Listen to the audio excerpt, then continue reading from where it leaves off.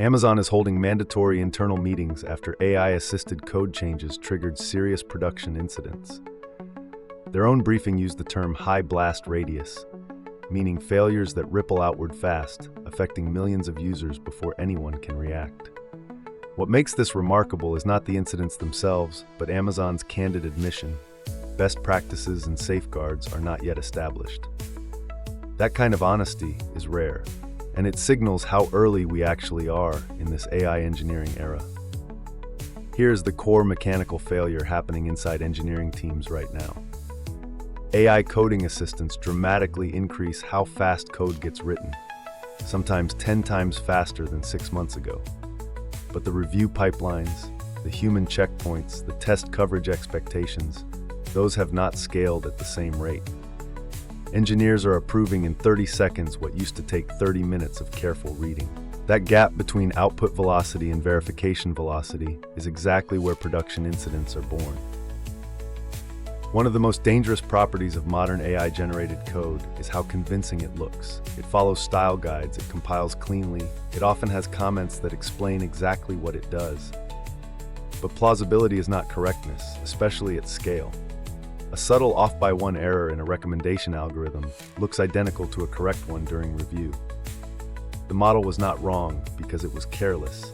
It was wrong because it was never reasoning about your specific production environment, your edge cases, or your traffic patterns. The engineering teams navigating this well share one counterintuitive discipline. They apply more scrutiny to AI-generated changes, not less. The logic is straightforward once you hear it. When an engineer writes code themselves, they have already spent mental energy on edge cases, on failure modes, on why they made specific choices. That thinking is embedded invisibly in the code. When AI writes the code, that embedded reasoning is absent. The review step is the only place to reconstruct it, and if the reviewer skips that work, nobody did it. There is a false binary in how organizations respond to these incidents. Some teams overcorrect and ban AI tools entirely, throwing away real productivity gains. Others ignore the incidents and keep shipping at maximum velocity until a catastrophic failure forces a reckoning. The organizations building durable advantages are finding a third path: deliberate, calibrated friction, automated security scans on AI diffs, staged rollouts with blast radius limiting, explicit checklists for AI-assisted PRs, not maximum friction, not zero, the right amount placed at the right points. What is most striking about the Amazon situation is not that it happened there. It is that the same experiment is running simultaneously inside thousands of engineering organizations worldwide. Teams are adopting AI assistants rapidly, shipping faster, and quietly accumulating risk they have not yet quantified. The companies that know they are running an experiment can measure it, learn from it, and adjust. The companies that think they have simply upgraded their developers are flying blind. Awareness itself is a competitive advantage right now.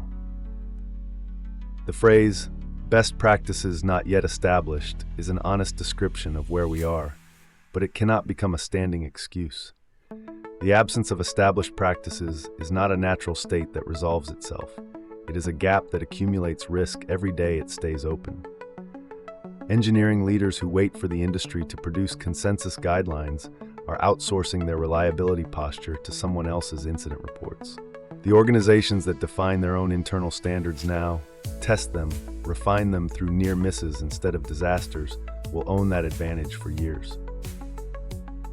Production incidents are one of the most effective teachers in software engineering, but also one of the most expensive.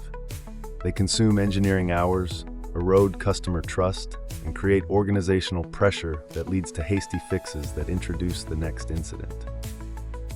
The teams that will win the AI-assisted development era are not the ones moving fastest. They are the ones who move fast enough while maintaining the review discipline and roll out safeguards that keep their 3 a.m. calendars clear. Speed and safety are not opposites. Engineering leaders just have to build the bridge between them.